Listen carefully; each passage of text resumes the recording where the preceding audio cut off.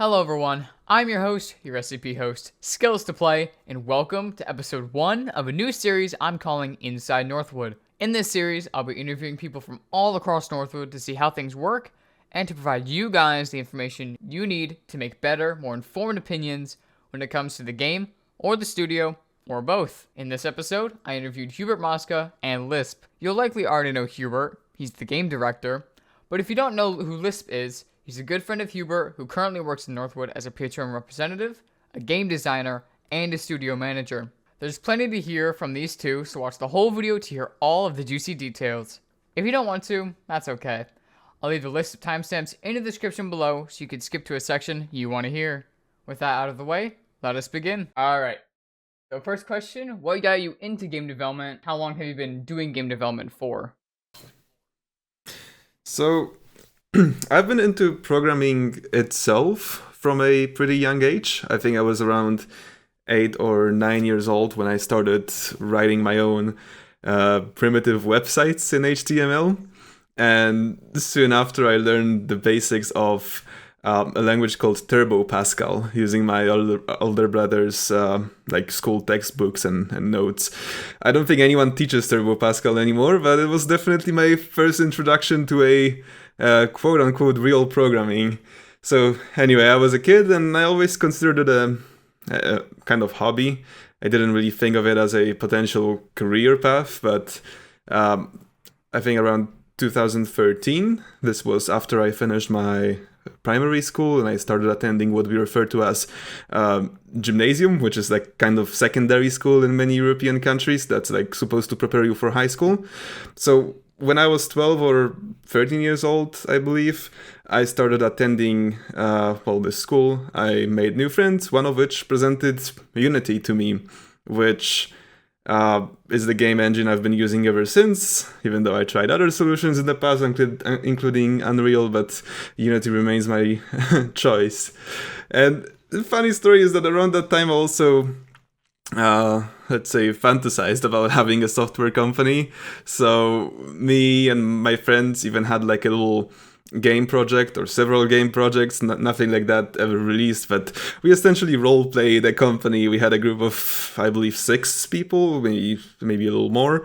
It was just mostly programmers, testers, and one of us also knew a little bit of Blender, so we could make some very simple models. So yeah, now in 2024, it's my 24 minus 13, that's ninth year of game dev experience. Nice. A lot of years of game dev. For my current age, I believe I want to think that this is pretty long. It's a significant portion of my life, but 9 years in this industry, there's people who have much more than me. Yeah, that's true. Okay, yeah, Turbo Pascal. Yeah, I don't think I've ever heard anyone say they've used that language before, so it's an older language, isn't it? I think I don't even know what Turbo Pascal is specifically.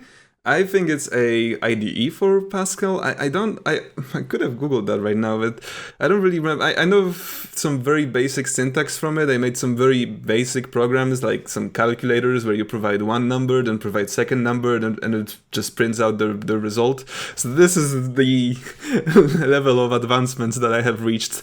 Then, like in that school that I have mentioned, we've also had some PHP lessons, like classes.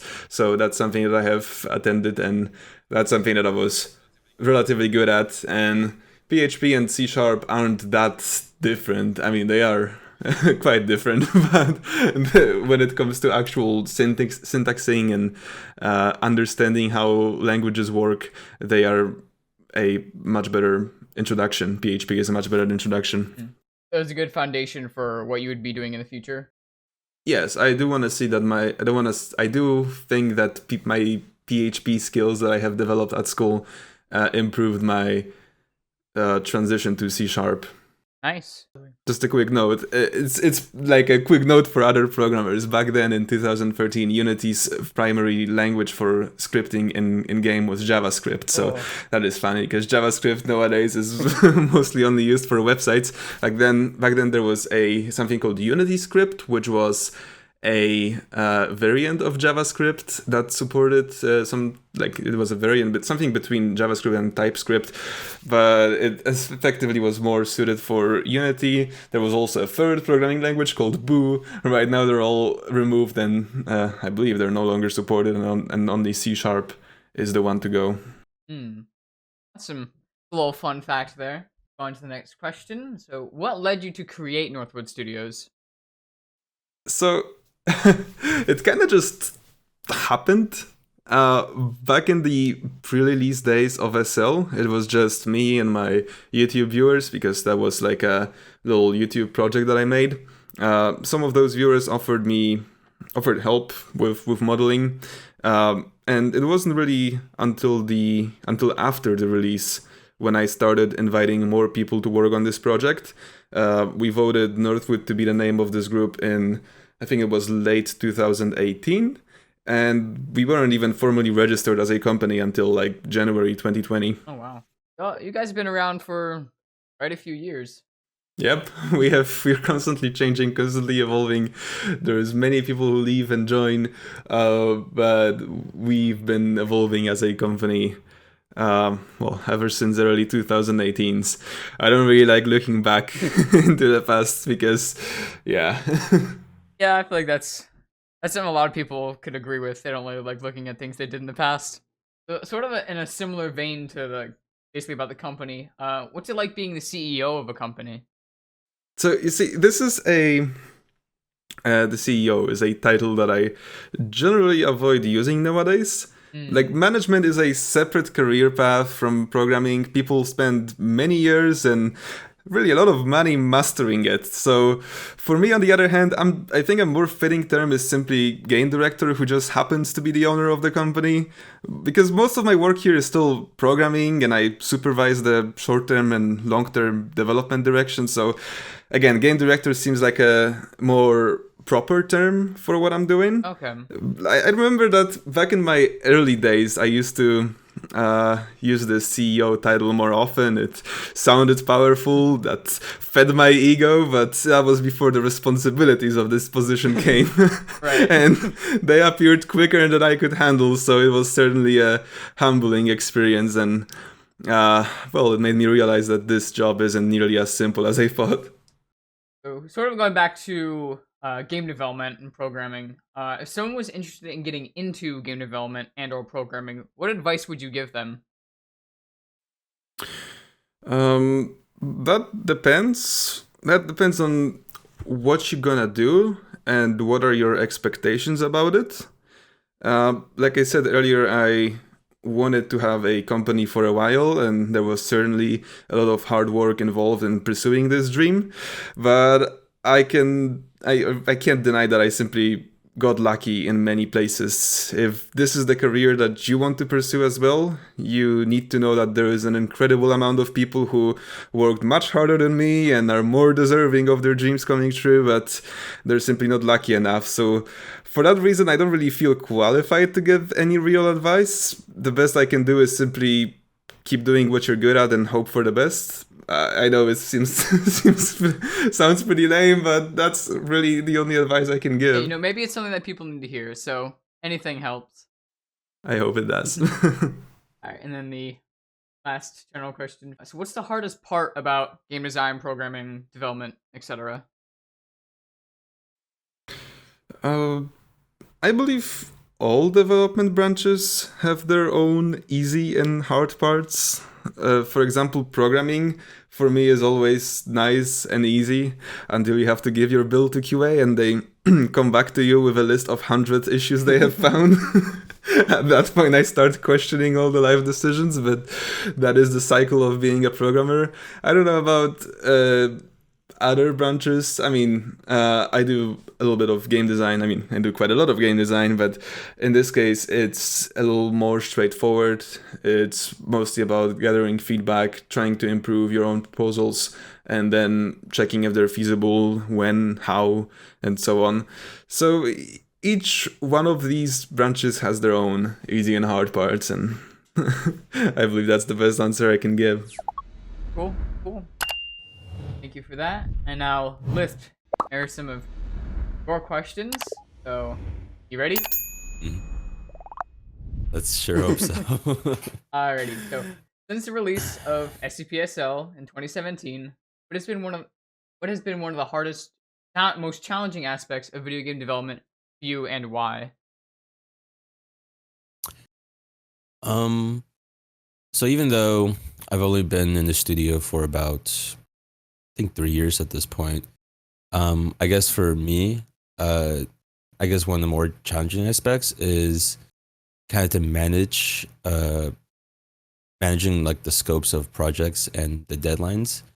Um, there's like, over time, like as I've been in the studio, there's been an incredible amount of like, uh, you know, game proposals, game ideas, or just like ideas just kind of suck around, some of the studio stuff, whatever. But all these ideas and proposals, like they can get pretty, uh, you know, they can get pretty cluttered up, and sometimes you kind of need to take a priority of what you want to reach for the end goal. Um, you have to kind of set a realistic milestone, because anyone could just throw ideas, anyone could just kind of just what's it called? A lot of ideas and suggestions that get brought up and they get discussed, and sometimes we just kind of throw them in the chat and then they just kind of get lost, and sometimes a lot of these kind of might get confused. There might be some confusion on like what do we want to take the direction of the game to, and what do you want our long term end goals to be. So of course you kind of have to keep a cohesive plan to kind of work these ideas over time, and kind of engage more with the community and just see what they want. So I definitely propose a lot of ideas in as a game designer, and just stuff for like PR related, and some of them they get brought up in discussions, they get talked about, but then over time they may get archived, or they were just like a one time brought up in the chat and never brought up again. And some of these projects are large in scope because I think that's the thing with like our game is just so many like crazy ideas and just stuff anyone could just make up, and really good ideas, but you kind of have to be a bit realistic about it, and take time to bring those features one at a time. So Gotta stay focused, or else nothing will ever get done. yep, basically that. Alright, well, cool. Good response. And next one. So, does the limitations in the studio's revenue stream, Patreon being the main source, affect the team's development procedures or the implementation of new content and features? If so, how would you deal with those limitations? I think because, like mentioned, like, we only base our revenue stream on Patreon. I mean, we do have other streams such as Twitch subscribers, or like merchandise, like the plushies, for example. But yeah, because of like the constraints in our budget, I wouldn't say it's an impossible. I wouldn't say like it's impossible to work with a budget, but it is a challenge you have to kind of overcome. We usually try to distribute our funds towards more of the development side of things, for programming, for artists, when they create the models and everything, and then you have the funds distributed to marketing stuff, trailers or any other projects that require some sort of funding. And I wouldn't say, like I said, like I wouldn't say it's an impossible thing to overcome, or it's not an impossible thing to overcome, but you just kind of have to just kind of work with what you have. I mean, I don't think budget has really been an issue. Like we've done so many stuff before, without like the problem of like, oh, we're gonna run out of money for this and that. It is kind of hard to work with because you don't get to expand as much more as other studios have. But I wouldn't say that's gonna halt development, or that's gonna halt marketing in the whole grand scheme of things. So yeah, I think that's pretty much all I have to add on for there. Nice. And another question: how did you end up at Northwood? As you said, you've been here for what, like 3 years? So Yeah, I mean, I've been in the studio for 3 years, but well, I guess like the way I found the game just in the first place is it's just kind of just like random luck, I guess. Random, like I was just like, I think it was back when I was just kind of playing through Containment Breach. This was back when like I didn't really know anything about SCPs and everything. Like I kind of knew there was like a community based around this, and I like definitely read some articles in the past, but this was never something like I became interested of. And frankly, it was like just very vastly confusing.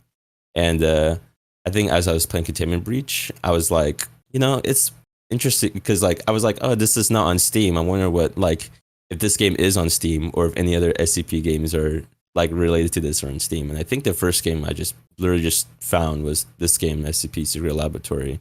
And I was like, okay, I'm gonna just play it. And then I don't know, I played some games. I was like, what the hell is all of this? It was an interesting experience. And I just kind of got into the game. I became a patron supporter for a while, and then I was like, I knew a few people I talked to in the studio. They were like good friends, like on the Discord too. And I was like, I might give it a try to apply. And I think I applied for OSM first, but then I applied for marketing, and then I got into marketing, and I didn't really have much experience going in. Like I didn't know what kind of experience was going to be like going into like Northwood or just in the game studio in general. So, but over time, like you kind of learn everything, and it's actually really fun. This was all back during COVID too. So if it wasn't for COVID, I don't think I'd ever be here at all. I think I'd just kind of be doing what I would be doing, in real life. You're just like kind of going through classes and just getting a job. And then I have all of those, but now I also have that and kind of, having a passion on something I do on my free time, which is, working on this game. So definitely an experience. I think that probably goes for a lot of people of like, if COVID didn't happen, like a lot of things probably would have been very different, like in real life and what they did online as well. Because I know if COVID never happened for me, I probably wouldn't have done all the things I did to get here. Yeah, and I definitely made a lot of friends on here because, besides my IRL friends, I didn't really have anyone to talk to, I guess, on the online Discord community. It's not really my thing, but then, once COVID hit, I just kind of started to partake in a Discord server and conversations, and then just kind of got myself into the studio, while everything was still on lockdown. So, and it just became a hobby. I just kind of enjoyed it over time. I didn't think I would stay here for this long, but, I'm still here. Some things have a way of happening. Yep. Us, on the other hand, programmers, we probably didn't even notice COVID happened. We just kept programming in our basement. Not aware what's happening outside in the real world. What's this COVID thing? Why are you guys all of a sudden here? What's going on? And then I actually just thought up of a question. I'll probably ask, I guess, for both of you. What do you guys think about the plugin community? Who first? Anyone, whoever wants to go first. Go ahead. I was gonna add, do you mean like when you say a plugin community, you mean like the people in the community or like the plugins in general? I guess both. It's like, the people who make the plugins, also the plugins themselves, I guess. Like, what do you guys think about them? Well, I can't really say much about like, the people who work on plugins and everything behind it because I don't partake in conversations with the people, but in like plugins, like in general, I mean, there's just like loads of like a bunch of modded servers and plugins and everything. I don't mind the plugins. I think plugins are pretty fun, and I think that people can be very creative with plugins. It just kind of opens up discussions on how, like, certain gameplay aspects can be, like, for features and stuff like that. People tend to open these plugins and then they're just like, okay, so what if we add this and that into the game? And even if the ideas are not really up to our standards and what we see for the future, it still holds up the conversation. Like, okay, if we were to do this, how could we make it better? And people like to see it like that way. It just depends on the plugins itself. I'm usually more of a vanilla person myself. I enjoy the vanilla aspect of the game more, but I think there's definitely a good community out there for people who enjoy modded and crazy plugin stuff. Or that's all I know about the plugin stuff. I don't know about the community. Personally, from my perspective, my opinions have changed over the years. Originally, when the first plugins came out, I was pretty excited seeing the new possibilities that they bring. Then, well, not gonna name them, but a couple of people brought pretty valid concerns that having plugins effectively ruins our control and our vision and whatnot, and it will be impossible to get the game completely balanced. Now I have learned to embrace it for the last a year or 2 years. We've even started developing our own plugin API. We've also I have also started playing on some modded servers, and yeah, I kind of get why people like it. And I never was an active enemy of plugins. We did have some more severe plans, like having all the plugins locked behind a separate filter that you need to go into settings and check in order to display heavily modded servers. Right now, we're still in this idea of wanting to have some kind of indication for heavily modded servers, but not for the sake of hiding them by default, but for the sake of simply separating them to make sure that people know what they're getting into. So maybe we're gonna have some kind of warning that they're about to join a heavily modded server, which doesn't really reflect the original vision. But to be completely fair, people gonna do what they want to do. People who play on heavily modded servers, I don't believe, are the same people who want to have the perfectly balanced and competitive game, and that's not even our goal in the first place. So I have learned to embrace it. I don't believe there is any, or at least I can't name any game that wouldn't benefit from community modding. So yeah, we've been doing our best to work with people on this and try to naturally there is still a few enemies that we have probably made over the years due to the fact that we weren't so eager to work with them from the very beginning, but we are making our efforts to fix those relationships, and hopefully they will be repaired given enough time. For a lot of games, modders are like the backbone of keeping a game going, keeping it fresh. Embracing the modding is really a good idea.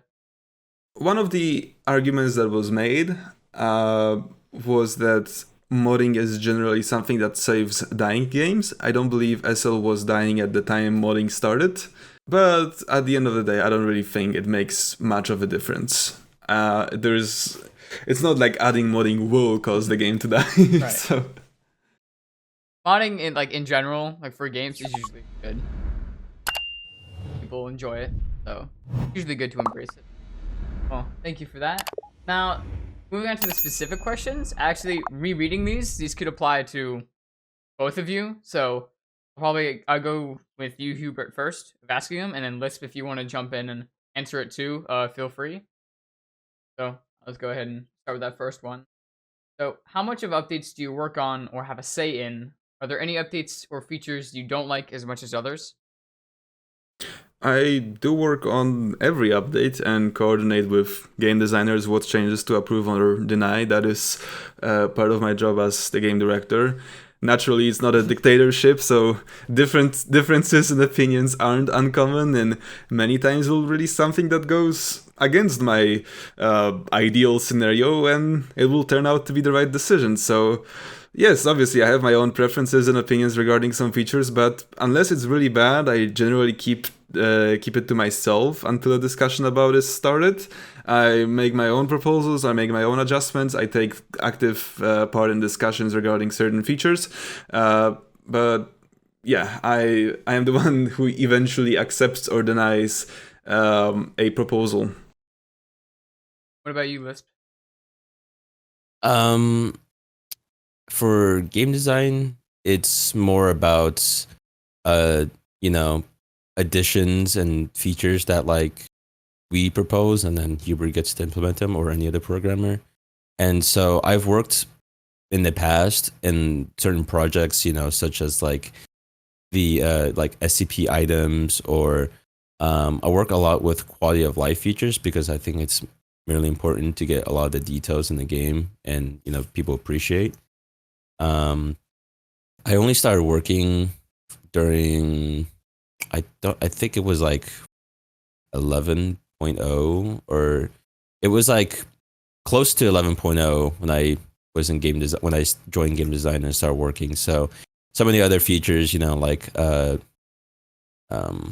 like I said, the SCP item like 244, proposed that, or something like the pairs changes. We worked on those too. I don't want to give myself too much credit because there's definitely a lot more game designers in the team who've like we all like contributed to multiple projects. So I can't really name out like all the projects on the top of my head, but all like the SCPs, like reworks and stuff like that. It's a lot on them, and they done an incredible amount of work. I've also participated in my help to them, but yeah, the game design team is pretty passionate about what they do.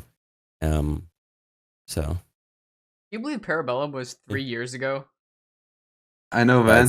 That's really old. That is. I believe it. I joined like this. I think I joined like right before Make a Patch 2. Or I started playing the game before When you were talking about your work here, you forgot to mention that you were a QA tester.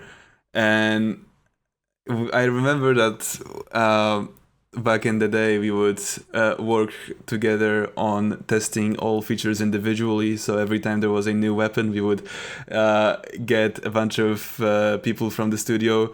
I don't believe... I think most of those people have already left us, but we had like a group of a couple of friends who we just tested each feature, and it was pretty nice and pretty effective, actually.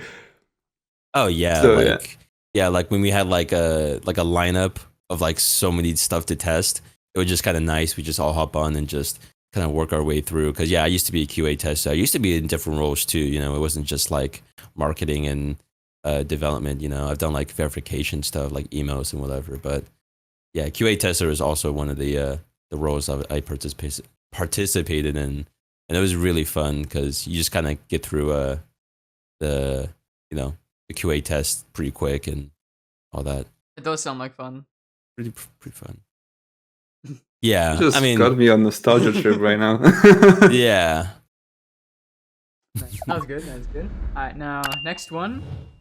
So with Northwood experimenting with new features, what can we expect to see in 2024?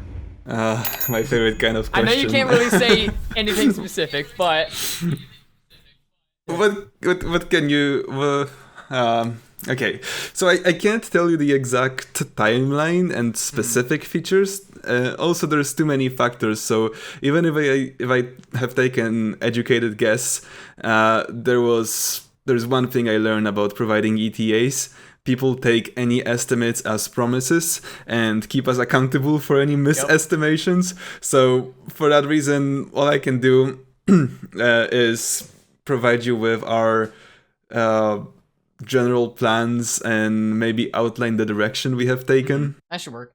So I want to go back to the past for a sec and talk about the mimicry update, because with it being the SCP focused update, we've pretty much satisfied our needs and are happy with the current general state of SCPs. There's naturally some issues here and there, and overall it's nothing that we can't solve with some fine-tuning or smaller updates.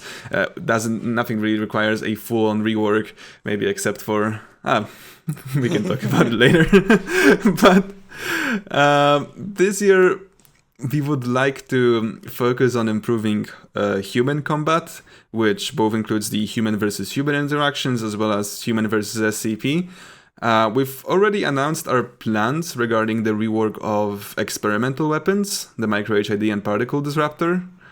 And we're also working on a new SCP, the eye-catching goggles, designated 1344, I believe.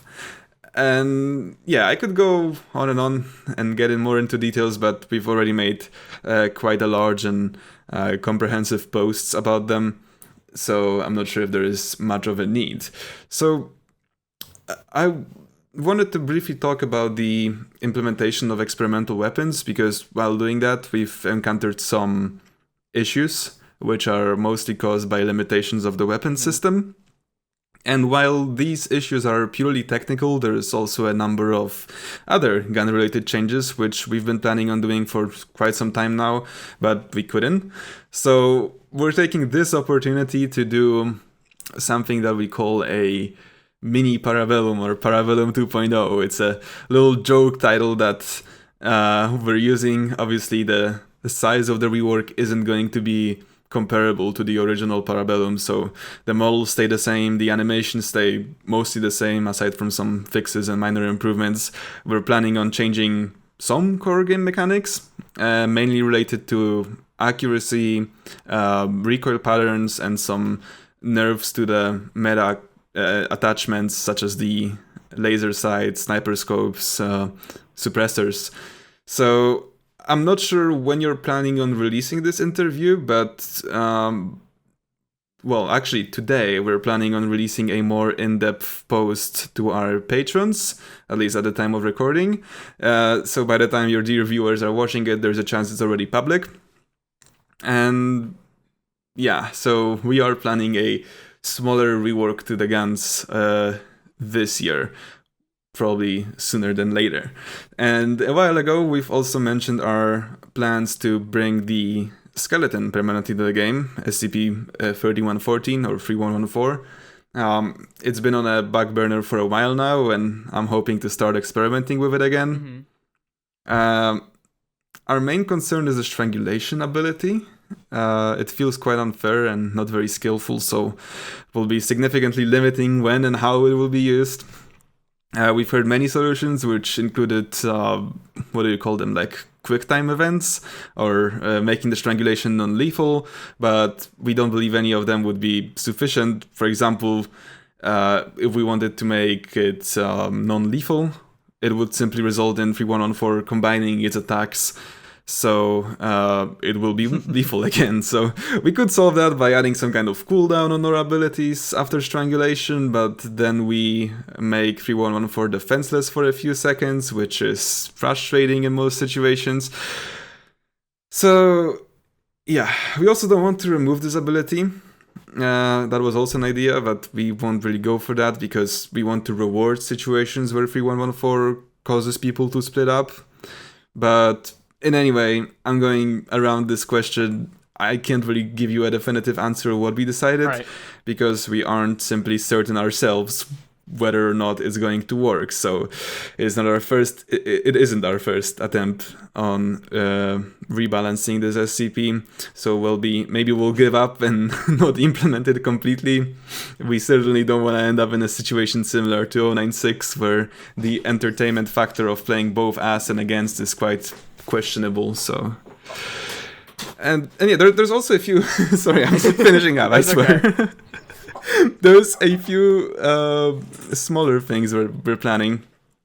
We've been working on some changes regarding the two human boosters, if you can call them, the performance boosters, 207 and 1853. I'm not gonna give you too much details on it either, but all I can say is that one gets buffed and the other gets nerfed, and I'm gonna let you guess and pretend like everyone doesn't already know which one gets what. So that is all that I can tell you for now. I have just opened the list of our general things, and this is all I can tell you. There is a few other smaller items that I'm not comfortable sharing right now, but these are our general plans which I consider somewhat public, so I don't mind sharing them here. Thank you. As you were talking about 314, I was like, oh, you're being strangled? Time to play Guitar Hero. Now, Lisp, do you have any comments on that question? Or do you think Hubert answered that pretty good? I think Hubert answered pretty good. Yeah. Next one. Oh. I hope Lisp isn't mad for me revealing so much about the guns rework, even though. That's fine. Alrighty. So next question. Do you wish you would have done an update or feature differently? Oh, so my previous answer was quite long, so I'm just gonna keep this one short. Yes, I do. If you wanna know more, I'm not gonna say too much other than it starts with SCP and ends with 096. Oh man, that's so vague, So guys. that I is wonder all what I'm he's gonna talking say. about.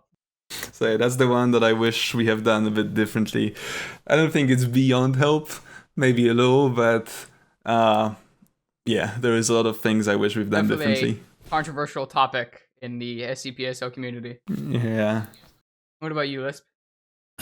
I mean, I don't really have much specific that I would change. I mean, you know, when you propose and then when you release these changes and then sometimes they're just not up to your standards, or you know, there's some, you know, there could be some backlash in the community on, you know, these X changes and all that were not up to their expectations. So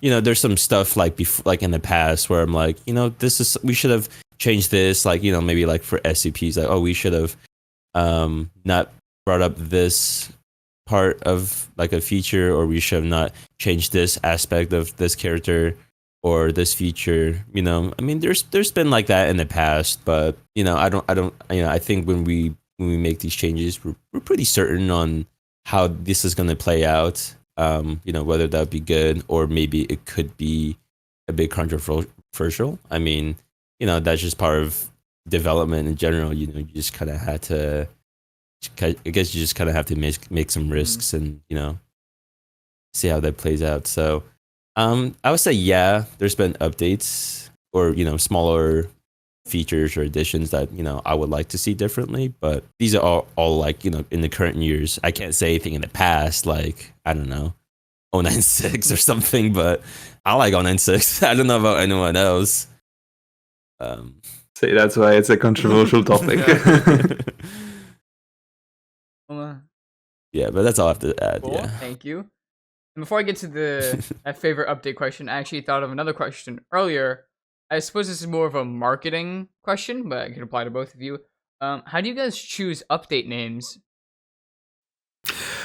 I don't think I can say that, at least for the recent. I guess it's no.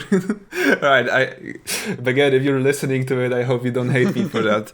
But for reflected reality, that was back when ChatGPT was becoming a very popular thing, and we were just, give us an example of 100 update names that changes light, that changes all this thing. We effectively described the update and gave it to ChatGPT, and that wasn't our plan. We weren't planning on using any of that, but some of those suggestions were pretty good, and reflected reality is the one we have chosen. So that is how we have decided on that. The Parabellum update, it comes from the 9mm Parabellum cartridge. So.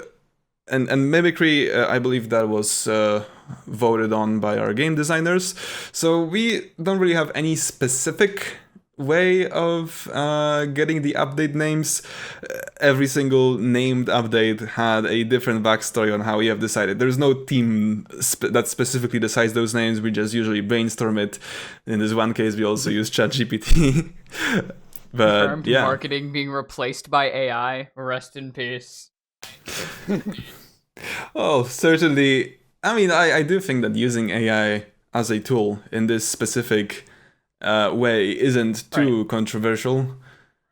I don't think anyone actually thinks any less of us for the fact that refracted reality was a ChatGPT generated It's update still a good name, so. But yeah. Yeah. Yeah. I mean, it's also just like, I mean, which is just kind of like the highlight of the update, you know, like Parabellum, it's like a 9mm cartridge, you know, and think it was also a John Wick title too. So that would be perfect for. Oh, I did stuff not like know that. about Oh that. yeah, that's right. The third movie is the Parabellum. Yeah. Yeah. think. Yeah. It was John also Wick because 3. after, like, that is the thing, because after I decided on this name, because it was decided on in like early 2020s, actually not early, late 2020s, we have started working on it in like September 2020, I believe. That was on my birthday. There is a funny story that I haven't really shared, but maybe we'll share it a bit later. Actually, you said that there was a question about That's the favorite next one. updates. All right, I'm gonna go more into detail then, but for now, all I'm gonna say is that I've seen so many things. I think Space Engineers also released their Parabellum update with like I think it was called the Warfare one. So like I've seen a lot of other shows and a lot of other titles using Parabellum as their subtitles for like subtitle for their update names, but I have. But at the time, I thought it was more original. It's still a good title. So yeah, that's good. Nice little discussion. All right, now moving on to the next question is what was your favorite update? So yes, that's where I'm going to share this story. So I'm gonna say Parabellum specifically, maybe with Mimicry not falling far behind, but it's a bit biased because ironically, I wasn't the one thinking that we needed a weapons rework in the game, but it was one of our artists who was really eager to work on some guns to the point where most of the current in-game models are made by him, like pretty much everything except for Com15 and the revolver and the shotgun. And I think that's and the Fremgo. That's the new model that also hasn't been modeled by them. But anyway, I just thought that a first good step or a good first step would be to go to a shooting range and get some actual gun shooting experience, and so I did. And this way, Parabellum sparked my interest in guns in real life. It has become my new hobby. I went to a shooting range on my birthday, which is on my 20th birthday, which was September 2020. So that's how I remember specifically when we started officially working on this update. And yeah, it sparked my interest in guns. There are some issues with this update, naturally. It wasn't perfect. I mean, there's a reason we're doing changes to it right now. But I really enjoyed working on it and being one of the main programmers implementing the firearms. As for Mimicry, it didn't really spark any new hobby or change my life in any meaningful way, but I think it was a pretty important update which solved a lot of technical debt and other problems with the game. So I believe that Mimicry combined with Parabellum really defined the future of the game. Mm-hmm. Definitely changed it drastically. What about you, Lisp?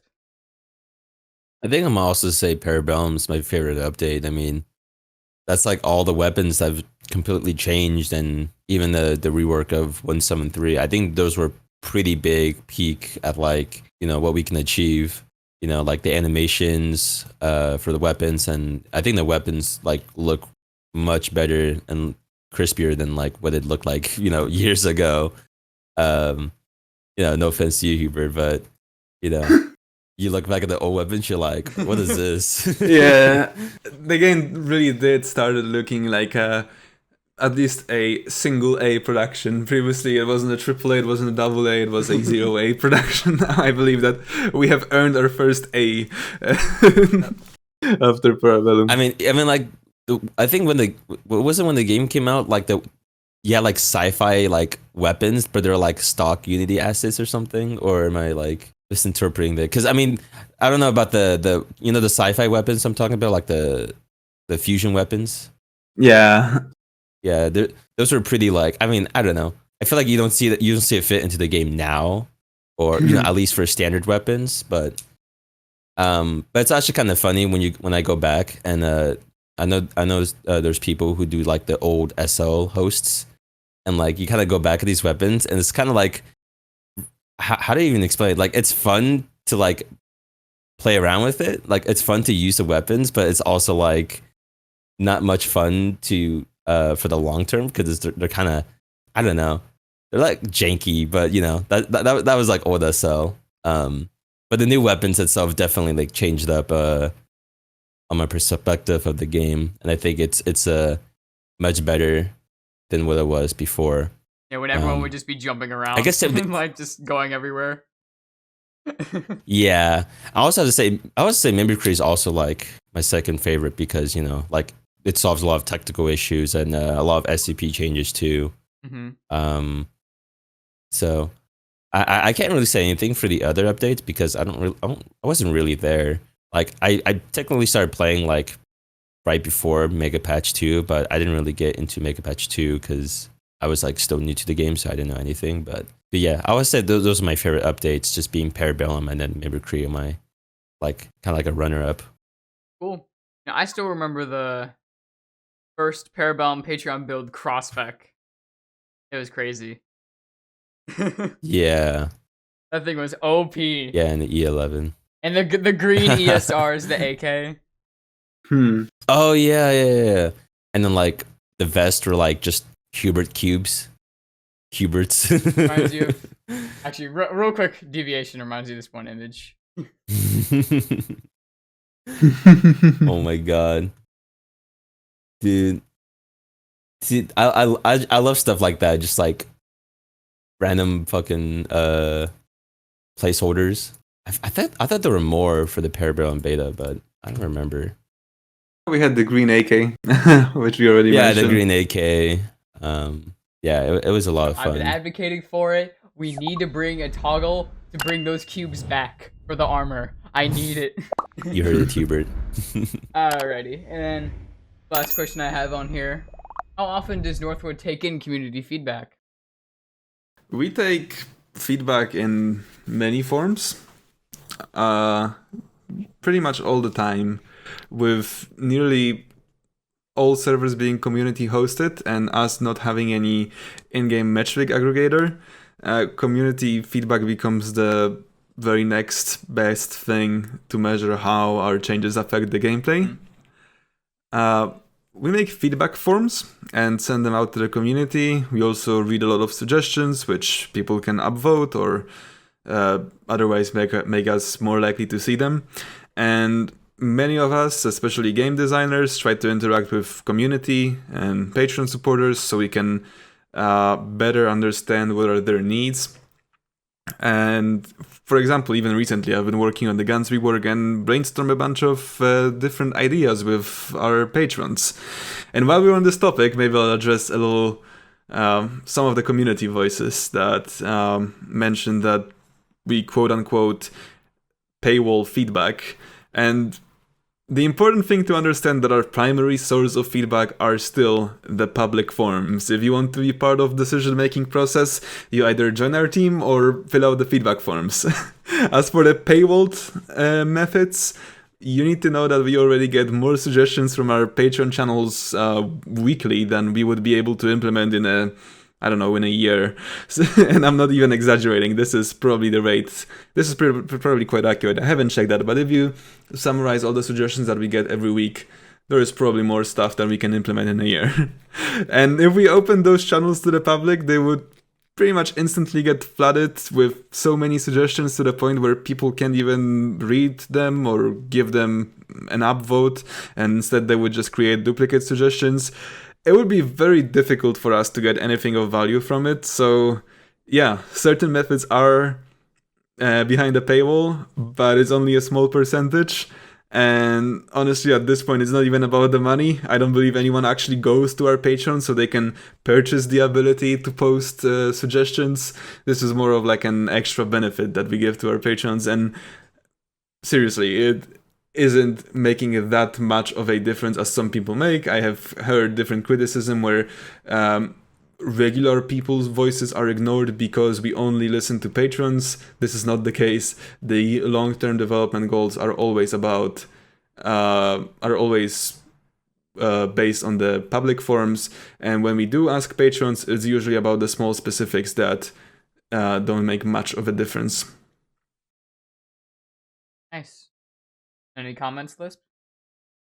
I think you pretty much explained it pretty well on like, we get a lot of Patreon suggestions, but we can only develop so much. So, and we have like feedback teams that like assist us and gathering the important info for us to kind of propose some changes around there. Shout out to the feedback team. I also like to just generally like, I mean, for specific feedback wise, I like to go in games and I just play the games, and sometimes I just like listen to people's inputs. And that's also like as a game designer, I was constantly listening to like as a game designer and a patron representative. I was listening to everyone's feedback, concerns, and then I just kind of light up those concerns to the proper teams, and we just kind of make work our ways around the issues. So, we have all like the procedures and all like the teams and how we do all the feedback like Hubert described. But it's also about I like taking feedback solo and bringing it up with people, and I think people should do that more often. Same thing with like I constantly read like the Discord chats. I'll surprisingly I'll look at Steam forums on people's concerns. It's very scary indeed. But it's you're gonna get backlash. Some people will get backlash, and that's just kind of how you have to just move on. But otherwise, yeah, Hubert pretty much explained everything, and I would have said the same thing as he said. Just with my comment, like just take the time for yourself. Just like tell yourself, all right, what are people thinking? Why do people want this? Should we do this? Stuff like that, and yeah. Nice. Before we stop, I did think of another question a little earlier. So I've seen some like achievement suggestions from people about like adding new achievements. So are we ever going to see new achievements in the game? Or are we just gonna have the 35 we have now forever? I'm not at liberty to say when, but yes, we are planning an achievement rework. This is a proposal that has already been approved, but it's never been properly put into the development pipeline. We already have a lot of things, and we currently don't know if that's something that's going to happen this year or next year or in 10 years. I honestly can't give you any estimate. It's a little bit like... no, actually, I'm just gonna keep it quiet. It's a low priority task because I imagine you have a lot more important things than achievements. So, yeah, I was just curious. There are more immediate issues, yeah. Naturally, there's a lot of things that we do, even though there are more immediate issues, because there is always going to be immediate issues, and only focusing on the immediate issues isn't gonna get us anywhere. Gotta divide and conquer. Figure out what's the best thing to get done. Well, those are all the questions I have. Do you guys have any questions? Now we interview you. I don't know. How did you get into SL? That's all I had to ask. I don't know. Well, going back to my achievements, the first time I played, I think was like 2019, maybe? Here, let's see. My earliest unlocked achievements, yeah. Basically Halloween of 2019. So I played a little bit then because one of my friends like had me play with him for a little while, so we hopped on a server, and this is when I was a bit younger, so I was kind of scared to talk in multiplayer games, so I never really got into it. So I played with him for a little bit, and this is when it was still the projector menu. Love that menu. Anyways. Ooh. Yeah. So I played a little bit, and then, I kind of moved on. And then at some point in 2020, I think it was like mid 2020, I rediscovered it, like in my library. I was like, I only have like a few hours on this game. Let me reinstall, let me start playing again. And then I think from there, I started playing it like a lot. I really got into it in 2020, and then pretty much I was addicted for a while. I got a lot of hours, and I kind of stopped for a bit. But then I found bananas, and then, well, there's a whole story to how I found that, but I'll I'll save that for a different time. This is actually that long of a story. But yeah, so I found Bananas, and then I sort of just started playing there. 'Cause I actually did have my own SL server for a while. And then I was hosting for them, and then they made their own server, so I just started playing on that. And then here we are. I've been with them playing SL for pretty much like 5 years. So, yeah. And would you say like that's kind of changed a bit of your life, or at least like a bit of your online gaming community life? Just what you have a huge community, with the player base, and I don't know. I just don't know if it's changed your life, like kind of like it changed my life too when I had nothing to do and it was COVID. So getting into the space was definitely different for me, but I don't know how it was different for you. I wouldn't say it changed like my whole life, but it definitely Yeah. it definitely changed my online presence. I say like basically like online life, because before I really only ever had like real life friends I would talk to online, or just like a small community or something. In reality, I never really had a big community like that I was in. But then when I started playing SL, that kind of happened, and I joined Bananas, and then I've met so many great people like in this community, and just been playing the game. And I feel very lucky to have met everyone, you guys, and just being able to play this game as well. So yeah. Yeah. I remember before SL, That's good. I used to host Brick Rig servers. You know what Brick Rigs is? What is it? Oh, it's kind of No. like a Lego game. It looks kind of Lego. It's like a sandbox Lego-esque game. There's like community servers you could do. So I used to do that a lot, and then sort of broke away from that, and then I found SL, and then did SL stuff. So yeah, Okay. I can't believe that was Yeah. like 4 years ago. Crazy how time flies. I know. Getting old too. I mean that's all. I just had to ask that, but yeah, I think that's all I have to ask. That was a good question. Yeah, I wasn't really in any big communities beforehand. Like I wasn't really like big on online stuff. It was just kind of more like I just had to play with my real life friends. We just play games together, and I didn't really like think I would just be like going on Discord communities and being part of a community, especially for this long. But I think this is probably one of the better communities I've been part of. So I don't know. I mean, I wouldn't say it changed my whole life, but it's definitely impacted on some of my perspective on how I see like game development too as well. So yeah, that's all I have to say. Anything from you, Hubert, or are we good to go? Honestly, I can't think of it. That was honestly a good question. That was. I don't think I can top it. Thank you very much for listening and taking the time out of your day to watch this video. If you enjoyed it and want to see more, leave a like and comment telling me so. Speaking of comments, please leave any burning questions you may have in the comments below that you would like me to ask them in a possible future part 2. Also, while you're down in the comments, maybe you could snap the subscribe button, just like me, because I'm 173. Anyways, I'll see you in the next episode. Bye-bye!